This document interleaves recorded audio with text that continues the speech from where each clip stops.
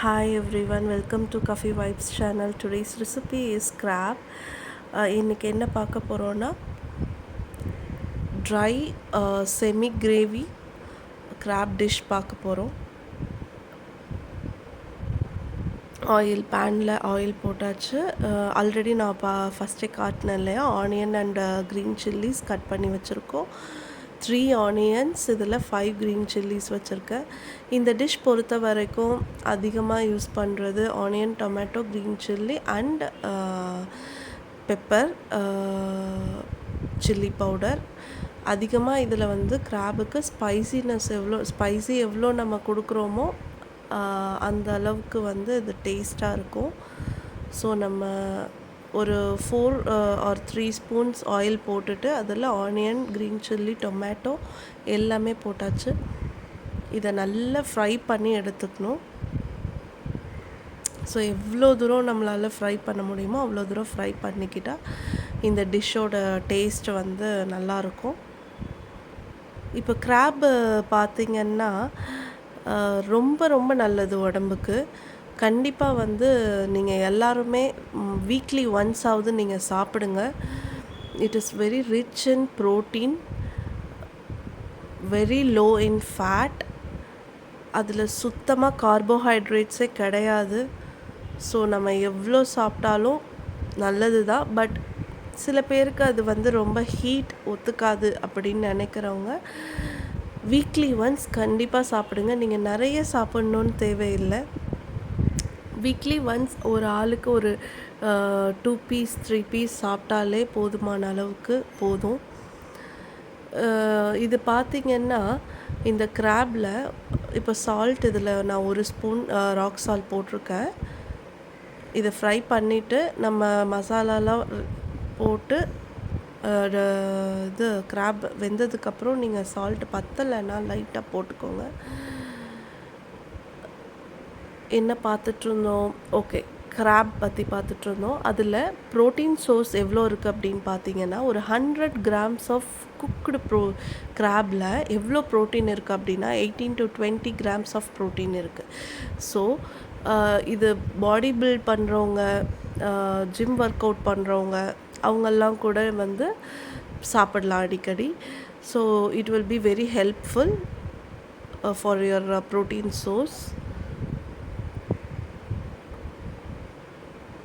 But நார்மலாக daily பேசிஸில் வந்து நம்மளால் சாப்பிட முடியாது.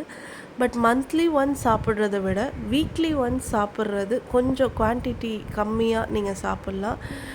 It will be great for your health. இதை நல்லா ஃப்ரை பண்ணிக்கிறோம். ஆயில் பத்தலைன்னா கூட போட்டுக்கோங்க. நான் இதில் 4 ஸ்பூன் ஆயில் போட்டேன், அதுவே போதுமாக இருக்குது. சால்ட் எப்போவுமே ஃபஸ்ட்டே நான் போட்டுடுறது எதுக்குன்னா, அந்த ஆனியன், டொமேட்டோ எல்லாமே வந்து சீக்கிரமாக ஃப்ரை ஆகிடும் சால்ட் போட்டோன்னா. அதுவும் ராக் சால்ட் போட்டோன்னா ரொம்ப சீக்கிரமாக ஃப்ரை ஆகிடும். ரொம்ப நேரம் நம்ம வெயிட் பண்ண தேவையில்ல. குயிக்காக ஃபியூ மினிட்ஸ்லேயே வந்து அது ஃப்ரை ஆகிடும்.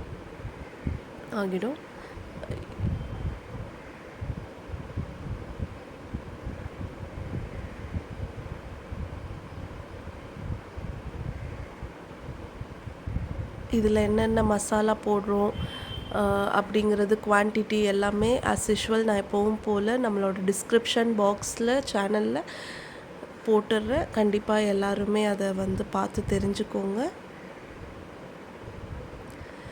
இது வரைக்கும் போட்ட எல்லா வீடியோஸுமே வந்து நல்ல கமெண்ட் வந்திருக்குது.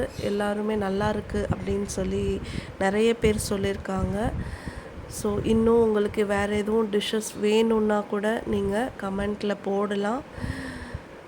கண்டிப்பாக நாங்கள் வந்து அந்த டிஷ்ஷும் குக் பண்ணி காட்டுறோம். ஸோ இதில் Kashmiri chilli 1 spoon, red chilli 1 spoon போட்டிருக்கேன்.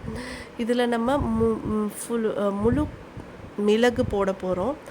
ஸோ மிளகு தூளும் ஆட் பண்ண போகிறோம். ஸோ பவுடர் பண்ண மிளகும் முழு மிளகு ரெண்டுமே ஆட் பண்ண போகிறோம். It will give you a taste. என்னென்னா இதில் காரமும் என்ன சொல்கிறது சால்ட்டும் ஈக்குவல் அமௌண்ட்டாக இருந்துச்சுன்னா இந்த டிஷ் வந்து ரொம்ப நல்லாயிருக்கும். அதுக்கேற்ற மாதிரி நம்ம போட்டுக்கிறோம். இப்போ ஃபஸ்ட்டே வந்து டர்மரிக் சில்லி எல்லாம் போட்டு நம்ம ஃப்ரை பண்ணிவிட்டு, இது என்னென்னா நல்லெண்ணெய் கொஞ்சம் ஊற்றுறேன் நான். கிராபு ஹீட்டு, ஸோ நான் நல்லெண்ணெய் கொஞ்சம் ஊற்றுறேன். அதில் நல்லெண்ணெய் நம்ம போட்டுக்கிட்டோன்னா அதோட ஹீட் பேலன்ஸ் பண்ணும். நான் லாஸ்ட் வீடியோவில் கூட சொல்லியிருந்தேன், ரொம்ப காரமாகவோ இல்லை ரொம்ப ஹீட் ஆகிற ஒரு பொருளோ நம்ம சாப்பிடும்போது அதில் நல்லெண்ணெய் நம்ம ஆட் பண்ணிக்கிட்டோன்னா ரொம்ப நல்லது. நம்மளை வந்து எதுவும் டிஸ்டர்ப் பண்ணாது நம்ம ஸ்டொமக். அது இதில் வந்து சோம்பு, மிளகுத்தூள், சோம்புத்தூள், சீரகத்தூள் எல்லாமே மிக்ஸ் பண்ணி அரைச்சி வச்சுருக்கிற பவுடர் நான் வந்து ஆட் பண்ணியிருக்கேன். 2 ஸ்பூன் ஃபுல்லாக ஆட் பண்ணியிருக்கேன். நிறைய தான் ஆட் பண்ணியிருக்கேன். ஏன்னா அந்த கிராபில் உள்ள அந்த ஸ்மெல்லும் போகணும். ஸோ ஃபஸ்ட்டே நான் இதில் இஞ்சி பூண்டு பேஸ்ட் ஆட் பண்ணியிருக்கேன் 1 ஸ்பூன். ஸோ அது நல்லா ஃப்ரை பண்ணிவிட்டு தான் நான் மற்ற எல்லா மசாலாவுமே போட்டிருக்கேன். இது நீங்கள் மிச்சம் இருந்து நெக்ஸ்ட்டு ஆஃப்டர்நூன் லஞ்சுக்கு செஞ்சு நைட்டுக்கு நீங்கள் சூடு பண்ணி சாப்பிட்டா கூட அந்த ஸ்மெல்லு வந்து இருக்காது, கவுச்சி ஸ்மெல். ஏன்னா இதில் போடுற எல்லா மசாலாவுமே மெயினாக பெப்பர், ஜிஞ்சர் கார்லிக் பேஸ்ட், சில்லிலாம் போடுறோம். ஸோ அதனால் அந்த ஸ்மெல் இருக்கவே இருக்காது. இப்போ நண்டு வாங்கி க்ளீன் பண்ணி வச்சுருக்கிறத நம்ம இதில் ஆட் பண்ணுறோம். இதில் நம்ம வெரைட்டி ஆஃப் கிராப்ஸ் வாங்கியிருக்கோம். Blue colour, red colour, white colour எல்லாம் மிக்ஸ் பண்ணி வாங்கியிருக்கோம் இந்த வாட்டி. நல்ல ஃப்ரெஷ்ஷாக இருந்தது. க்ளீன் பண்ணியாச்சு சுத்தமாக. நான் யூஸ்வலாக பார்த்தா ஒரு 4 to 5 டைம்ஸ் க்ளீன் பண்ணிவிடுவேன். பண்ணிவிட்டு நம்ம இடிக்கிற அம்மி குலவி வச்சுருப்போம் இல்லையா, சின்னதாக அந்த பூண்டு தட்டுறது, வெங்காயம் தட்டுறது, அந்த குலவினால் நான் என்ன பண்ணிடுவேன் அப்படின்னா, அந்த லெக்ஸ் எல்லாம் ஃபுல்லாக 4 டைம்ஸ் வாஷ் பண்ணி க்ளீன் பண்ணி எல்லாமே முடித்ததுக்கப்புறம் இதில் போடுறதுக்கு முன்னாடி நம்ம என்ன பண்ணலான்னா, அந்த லெக்ஸ் எல்லாம் லைட்டாக ஒரு தட்டு அந்த அம்மி குலவியால் லைட்டாக ஒரு இடிச்சிட்டோன்னா நமக்கு குக் பண்ணி முடித்து சாப்பிடும்போது it will be very easy. அதை சாப்பிட்றதுக்கு கஷ்டமே இருக்காது. ஜஸ்ட்டு நீங்கள் லைட்டாக நீங்கள் வந்து கடித்தாலே எடுத்தாலே தன்னாலே வந்துடும். அதில் உள்ள ஸ்கின்னை நீங்கள் எடுத்து ஈஸியாக சாப்பிட்லாம். நீங்கள் ட்ரை பண்ணி பாருங்கள் இந்த டெக்னிக்கை. ஸோ குக் பண்ணுறது ஒரு பக்கம் இருந்தாலுமே கிராபை பொறுத்த வரைக்கும் சாப்பிட்றது ஒரு பெரிய போராட்டங்க எல்லாருக்குமே, most of the people. So அதுக்காகவே நிறைய பேர் வந்து அலுப்பு பட்டுட்டு சாப்பிடாமல் இருப்பாங்க இல்லையா. சின்ன பசங்களும் சரி, பெரியவங்களும் சரி. எனக்கு தெரிஞ்சு பெரியவங்களே சில பேர் வயசானவங்களாம் அது சாப்பிட்ணுமே, அது எனக்கு சரிப்பட்டு வராதுன்னு நிறைய பேர் சொல்லி நான் பார்த்துருக்கேன். பட் இந்த மாதிரி நீங்கள் இடித்து சமைக்க போட்டிங்கன்னா அது குக்காகி சாப்பிடும்போது ரொம்ப ஈஸியாக இருக்கும் சாப்பிட்றதுக்கு. நீங்கள் உரிச்சிட்டு சாப்பிட்லாம். இப்போ எல்லா மசாலாவும் போட்டாச்சு. கொரியண்டர் பவுடரும் நான் போட்டிருக்கேன் 1 ஸ்பூன், ரொம்ப போடலை. எல்லாமே அந்த கிராபோடு நீங்கள் தண்ணி ஊற்றுறதுக்கு முன்னாடி நல்லா போட்டு மிக்ஸ் பண்ணி அதை நல்லா ஃப்ரை பண்ணிக்கோங்க. ஃப்ரை பண்ணதுக்கப்புறம் நீங்கள் அதில் தண்ணி ஊற்றிக்கலாம். ஸோ வாட்டர் பார்த்திங்கன்னா நான் 1 கப் வாட்டர் தான் இதில் ஆட் பண்ண போகிறேன். நிறைய தண்ணி ஊற்ற வேண்டாம். கிராப் சீக்கிரமாகவே வெந்துடும். அதனால் இப்போ மசாலா வந்து கம்மியாக போடுறோம் அப்படின்னா கிராப்லேயே தண்ணி விடும் கொஞ்சம். ஸோ அதிலே கூட வெந்துடும்னு சொல்லுவாங்க. பட் நான் வந்து நிறைய மசாலா, ஆனியன், டொமேட்டோ எல்லாமே போடுறதுனால இது வந்து திக் பேஸ்ட் ஆகிடுது. ஸோ அதில் உள்ள வாட்டர் பத்தாது. அதனால நான் எப்போவுமே என்ன செய்வேன்னா 1 கப் வாட்டர் அதில் ஆட் பண்ணிவிடுவேன். நல்லா ஃப்ரை ஆனதுக்கப்புறம் ஆட் பண்ணிவிடுவேன். யூஸ்வலாக நிறைய பேர் நான் பார்த்துருக்கேன் குக் பண்ணும்போது அப்படியே கிராபை போட்டு தண்ணி ஊற்றிடுவாங்க. அந்த மாதிரி பண்ணாதீங்க. நல்லா ஃப்ரை பண்ணிக்கோங்க அந்த மசாலாவோட ஆயிலோடு சேர்த்து. இப்போ தண்ணி ஊற்றியாச்சு. என்ன பண்ண போகிறோன்னா இதை ஒரு மிக்ஸ் பண்ணி அந்த தண்ணியோட எல்லாமே ஆட் ஆகுற மாதிரி மிக்ஸ் பண்ணிவிட்டு அதுக்கப்புறம் நம்ம மூடி வச்சிட்டோன்னா அது குக் ஆகிடும். 10 மினிட்ஸ் போதும். அது குக் ஆகுறதுக்கு.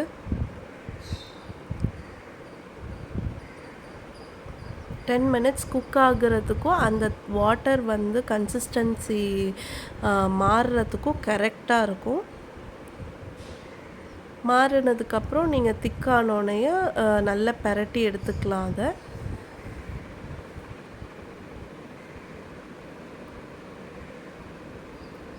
இன்னுமே பார்த்தீங்கன்னா இந்த கிராபில் நிறைய ஒமேகா 3 ஃபேட்டி ஆசிட்ஸ் இருக்குது. ரொம்ப அது உங்கள் உடம்புக்கு நல்லது. நிறைய பேர் டேப்லெட்ஸ் எல்லாம் எடுத்துக்குவாங்க. ஒமேகா 3 ஃபேட்டி ஆசிட்ஸு க்காக உள்ள டேப்லெட்ஸ் எல்லாம் எடுத்துப்பாங்க. அதெல்லாம் சாப்பிடாம நீங்கள் இந்த மாதிரி சமைச்சு சாப்பிடலாம் அடிக்கடி கிராபை. இன்னும் நிறைய நியூட்ரியன்ஸ் இருக்குது இதில். Also zinc, copper, magnesium, selenium, vitamin B12 அப்படின்னு பார்த்தா நிறைய சொல்லிகிட்டே போகலாங்க. அதனால நீங்கள் கண்டிப்பாக என்ன பண்ணுறீங்க, இந்த வீடியோ வாட்ச் பண்ணதுக்கப்புறம் வீக்லி ஒன்ஸ் கிராப் செஞ்சு எல்லாருமே சாப்பிடுங்க. வளர்கிற பசங்களுக்கு கொடுங்க. ஜிம் ஒர்க் அவுட் பண்ணுற ஜென்ஸோ லேடிஸோ யாராக இருந்தாலும் சரி, நீங்களும் நிறைய சாப்பிடுங்க. இது வந்து ரைஸ்க்கு தான் சாப்பிடணும் அப்படிலாம் இல்லவே இல்லை. ஆஃப்டர்நூன் லஞ்சுக்கு செய்யணும் அப்படின்னும் கிடையவே கிடையாது. நீங்கள் மார்னிங்கும் செஞ்சு சாப்பிடலாம், நைட்டும் செஞ்சு சாப்பிடலாம், ஆஃப்டர்நூன் லஞ்சுக்கும் சாப்பிடலாம். எப்போ உங்களுக்கு டைம் கிடைக்குதோ நீங்கள் அப்போ க்ளீன் பண்ணி அதை சமைச்சு சாப்பிடுங்க. அதை வந்து நல்லா கொதிச்சிருச்சு, ஓப்பன் பண்ணியாச்சு, நல்லா கொதித்து வற்றி வருது. இப்போ நம்ம ஹையில் வச்சு இதை நல்லா பெரட்டி அந்த கிரேவியை வந்து திக்காக்கிக்கலாம். ஸோ இந்த டிஷ் பார்த்தா செமி ட்ரை கிராப் டிஷ், ஓகேவா? So semi gravy. ஸோ இது வந்து தண்ணியாக இருக்கக்கூடாது, ட்ரையாகவும் இருக்கணும். அதே நேரத்தில் அந்த தொக்கு மசாலா கிரேவி வந்து இருக்கணும் நிறைய. ஸோ அதுக்கேற்ற மாதிரி நம்ம ஃபைனல் டச் குக் பண்ணுறது வந்து கரெக்டாக குக் பண்ணிடணும். சளி அதிகமாக இருக்கிறவங்க, காஃப் இருக்கிறவங்க, அவங்க கூட சாப்பிட்லாம். இது சாப்பிட்ட உடனே சளி எல்லாமே உங்களுக்கு வந்துடும், வெளியாகிடும். ஸோ வந்து மழை காலத்தில், பனி காலத்தில் கண்டிப்பாக நீங்கள் இதை சாப்பிடுங்க சமைச்சு. இதை இந்த மாதிரி கிரேவியாக சாப்பிட்லாம், குழம்பு வச்சு சாப்பிட்லாம். முருங்கைக்காய், உருளைக்கிழங்கு, கத்திரிக்காய் இதெல்லாம் போட்டு, இந்த நண்டு போட்டு நீங்கள் சமைச்சு குழம்பு வச்சு சாப்பிட்டிங்கன்னா வேறு லெவலில் இருக்கும் டேஸ்ட்டு. நான் ஒரு டைம் அந்த ரெசிபி கூட கண்டிப்பாக நான் செஞ்சு போடுறேன் நம்ம சேனலில். இப்போ இது நல்லா ட்ரை ஆகிடுச்சு, இன்னும் கொஞ்சம் ட்ரை ஆகணும். லைட்டாக வாட்ரு இருக்குது இதில். கொஞ்சம் பேர் நண்டு சூப்பு வச்சு குடிப்பாங்க, நண்டு ரசம் வச்சு சாப்பிடுவாங்க. உங்களுக்கு எப்படி செய்கிறதுக்கு டைம் இருக்கோ அந்த மாதிரி நீங்கள் செஞ்சு சாப்பிடுங்க. பட் இந்த ரெசிபி வெரி ஸ்பெஷல் ரெசிபி, கண்டிப்பாக ட்ரை பண்ணி பாருங்கள். இது ரைஸ்க்கு நீங்கள் சாப்பிட்லாம். கிரேவி பார்த்திங்கன்னா வெரி ஜூஸி, ஸ்பைஸியாக, ரொம்ப பார்க்குறதுக்கே நல்லா இருக்குது ரொம்ப. இதை நீங்கள் ரைஸில் அப்படியே போட்டு அந்த கிரேவியை போட்டு சாப்பிட்லாம், அந்த நண்டு தொட்டுட்டு. தோசைக்கு ரொம்ப அருமையாக இருக்கும் இந்த கிரேவி. தோசைக்கு, சப்பாத்திக்கு, எதுக்குனாலும் சாப்பிட்லாம். ஸோ நீங்கள் night time working women or working மென்னுன்னா கண்டிப்பாக காலையில் செய்கிறதுக்கு டைம் இருக்காது. கொத்தமல்லி கீரை நம்ம கட் பண்ணி வச்சுருக்கிறத கடைசியாக ஃபைனலாக போட்டு ஒரு பெரட்டிக்கிறோம் இதில். ஸோ ஒர்க்கிங் பீப்புளுக்கு கண்டிப்பாக டைம் இல்லை ஒர்க்கிங் டேஸில் அப்படின்னா கண்டிப்பாக நைட்டு நீங்கள் வந்து செஞ்சு சாப்பிட்லாம். ஈவினிங் வரும்போது சில பீச் சைடு ஏரியாஸில் எல்லாம் வந்து ஃப்ரெஷ்ஷாக கிடைக்கும் ஈவினிங் 5 o'clock மேலே. ஸோ அங்கே நீங்கள் வாங்கிட்டு வந்து க்ளீன் பண்ணி சமைச்சிட்டு ஒரு தோசை சுட்டுக்கலாம். நீங்கள் அதுக்கு சைடிஷ்ஷாக சாப்பிட்டுக்கலாம். ரொம்ப நல்லது. ஆஃப்டர்நூன் தான் சமைச்சு சாப்பிட்ணுன்னா எதுவுமே கிடையாது.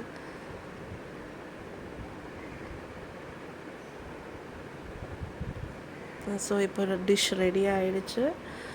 நல்ல இது ஃப்ரை ஆகிடுச்சு. கொத்தமல்லி கீரை போட்டாச்சு ஃப்ளேவருக்கு. சால்ட் இது கொஞ்சம் பத்தாததுனால நான் கொஞ்சம் ஆட் பண்ணிக்கிறேன். இதில் ஒரு 1/4 ஸ்பூனுக்கு கம்மியாக ஆட் பண்ணிக்கிறேன்.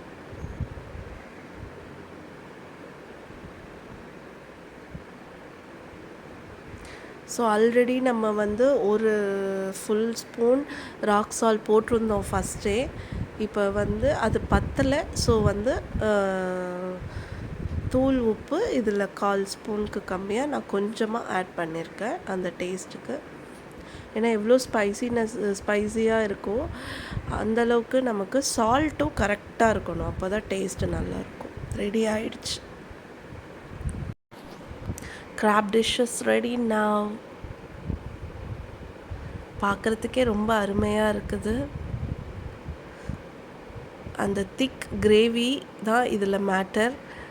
ஸோ அது வர்ற மாதிரி கன்சிஸ்டன்சி வர்ற மாதிரி நீங்கள் பார்த்து ரெடி பண்ணிக்கோங்க டிஷ்ஷை.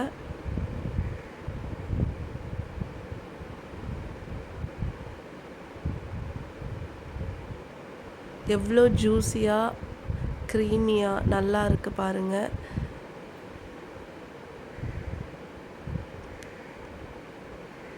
கண்டிப்பாக இதை நீங்கள் ட்ரை பண்ணி பார்த்துட்டு எப்படி இருந்துச்சுன்னு கமெண்ட் பண்ணுங்கள். டேஸ்ட் பண்ணி பாருங்கள். எம்மி crab dish is ready to hunt. Thank you so much for watching. Bye bye.